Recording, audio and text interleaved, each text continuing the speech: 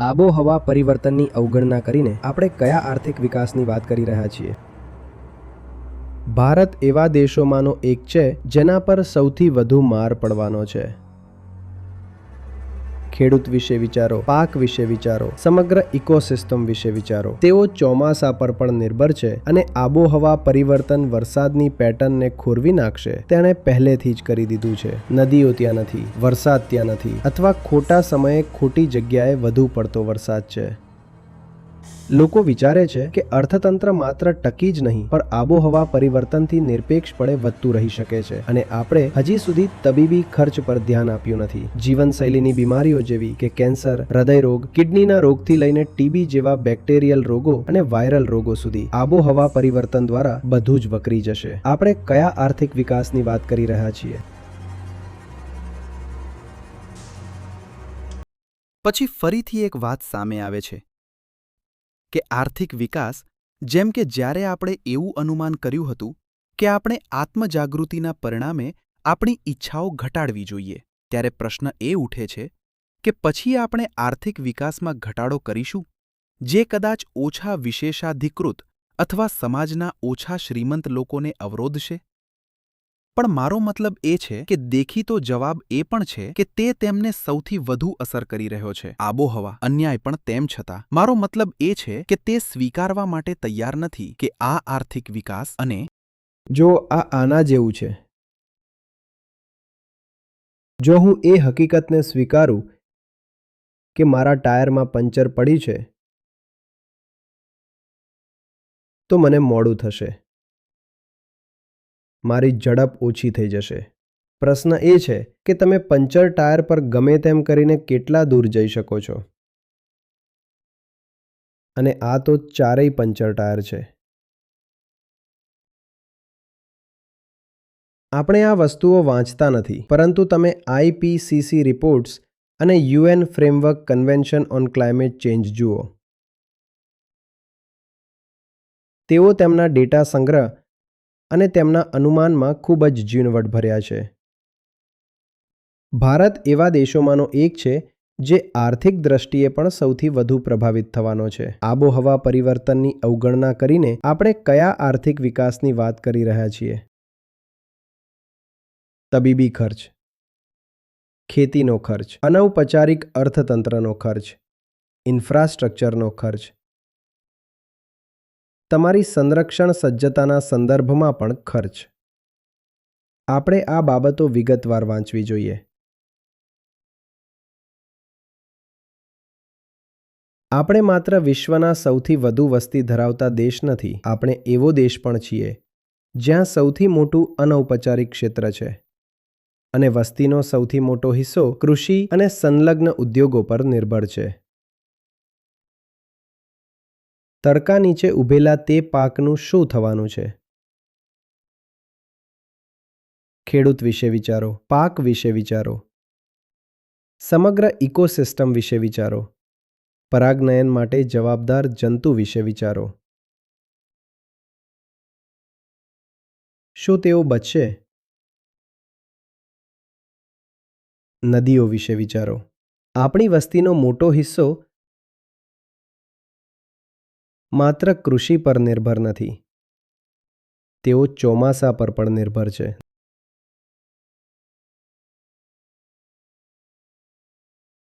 આપણા પાકને સિંચાઈનો ટેકો મળતો નથી. આપણે કુદરતી પાણી, નદીઓ અને વરસાદ અને દક્ષિણ ભારતના તળાવો પર નિર્ભર છીએ. અને આબોહવા પરિવર્તન વરસાદની પેટર્નને ખોરવી નાખશે તેણે પહેલેથી જ કરી દીધું છે. પાક કેવી રીતે થશે? આપણે કયા આર્થિક વિકાસની વાત કરી રહ્યા છીએ? ત્યાં મોટા પાયે અશાંતિ હશે. ત્યારે શું કોઈ આર્થિક પ્રવૃત્તિ થઈ શકે જ્યારે સમગ્ર વસ્તી તોફાની બની ગઈ હોય અને ત્યાં સામૂહિક નાગરિક અશાંતિ હોય?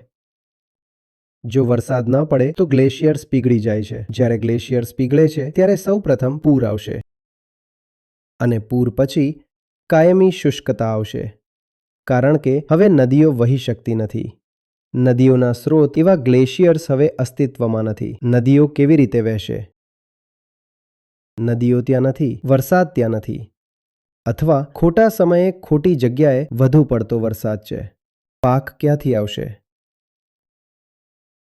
અને જો પાક ન હોય તો આપણે કયા અર્થતંત્રની વાત કરી રહ્યા છીએ? 60% વસ્તી પાસે પોતાનું પેટ ભરવા માટે કંઈ નહીં હોય.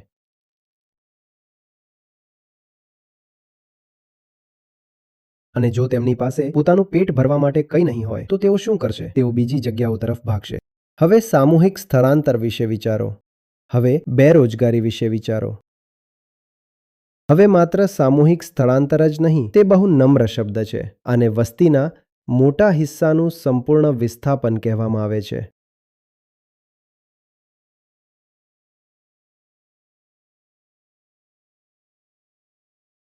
શું દેશના ઉત્તર ભાગોમાં ઘણા ઉદ્યોગો છે? શું ઉત્તર ભારતમાં ઉદ્યોગો છે?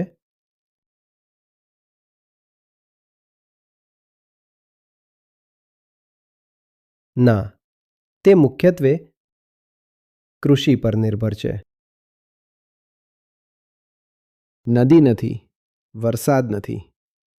તે લોકો શું કરશે? તેમાંથી 70-80 કરોડ લોકો ક્યાં જશે?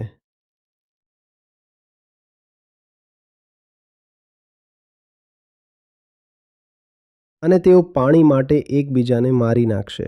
પાણી અને ખોરાક અને અનાજ જેવી સાદી વસ્તુ માટે. આપણે કયા આર્થિક વિકાસની વાત કરી રહ્યા છીએ?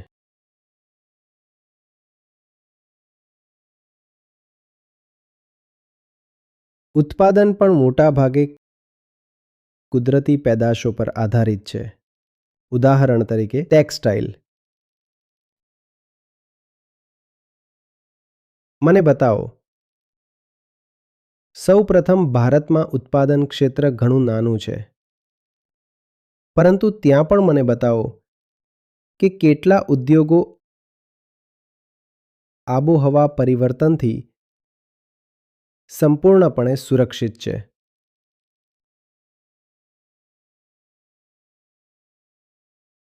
તેથી તે માત્ર કૃષિ જ ધ્વસ્ત થશે એવું નથી.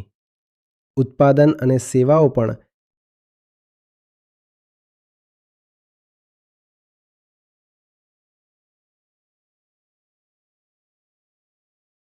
સામાન્ય વસ્તી પાસે ખર્ચ કરવા માટે કેટલાક પૈસા હોય તેના પર નિર્ભર છે.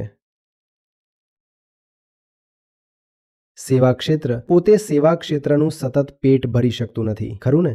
જો બીજા 2 અગ્રણી સેક્ટર ખતમ થઈ રહ્યા હોય તો રેસ્ટોરન્ટમાં જમવા કોણ જશે?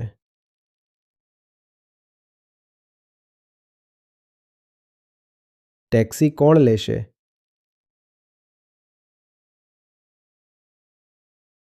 રસોઈયા કે માળીને કોણ રાખશે? તમે સમજી રહ્યા છો? પ્રવાસન સ્થળોએ કોણ જશે? તો સેવા ઉદ્યોગનું શું થશે? આપણે કયા અર્થતંત્રની વાત કરી રહ્યા છીએ? લોકો વિચારે છે કે આર્થિક વ્યવસ્થા માત્ર ટકી જ નહીં પણ આબોહવા પરિવર્તનથી નિરપેક્ષપણે વધતી રહી શકે છે. અને આપણે હજી સુધી તબીબી ખર્ચ પર ધ્યાન આપ્યું નથી, સાહેબ. આબોહવા પ્રભાવ હેઠળ તમામ પ્રકારના રોગો ગોળાકાર થાય છે, ફેલાય છે, તીવ્ર બને છે, વધુ સંભવિત બને છે. તમે નામ લો. જીવનશૈલીની બીમારીઓ જેવી કે કેન્સર, હૃદયરોગ, કિડનીના રોગથી લઈને ટીબી જેવા બેક્ટેરિયલ રોગો અને વાયરલ રોગો સુધી. આબોહવા પરિવર્તન દ્વારા બધું જ વકરી જશે.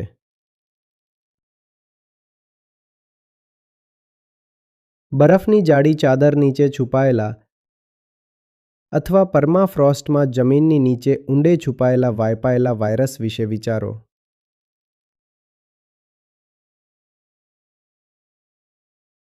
અને જેમ જેમ બરફ પીગળશે તેમ વાયરસ ખુલ્લો પડી જશે અને તે વાયરસ લાખો વર્ષોથી ત્યાં સૂતો હતો.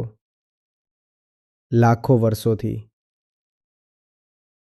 અને હવે તે ખુલ્લો પડી જશે. સૌથી ખરાબ બાબત એ છે કે તમારી પાસે તે વાયરસ સામે રોગ પ્રતિકારક શક્તિ નથી, કારણ કે આ વાયરસ ક્યારે માનવીના સંપર્કમાં આવ્યો નથી. તેથી મનુષ્યો પાસે તેની સામે રોગ પ્રતિકારક શક્તિ નથી અને તે વાયરસ બરફની નીચે આનંદથી સાનંદથી સૂતો હતો. હવે બરફ પીગળી ગયો છે, વાયરસ બહાર છે. તમારી જાતને બચાવો. આપણે આર્થિક વિકાસની વાત કરી રહ્યા છીએ. કોવિડ દરમિયાન આર્થિક વિકાસનું શું થયું? અને આવા હજારો વાયરસ જંગલોમાં, ગુફાઓમાં, બરફની ચાદર નીચે, જમીનની નીચે સુસુપ્ત અવસ્થામાં પડ્યા છે.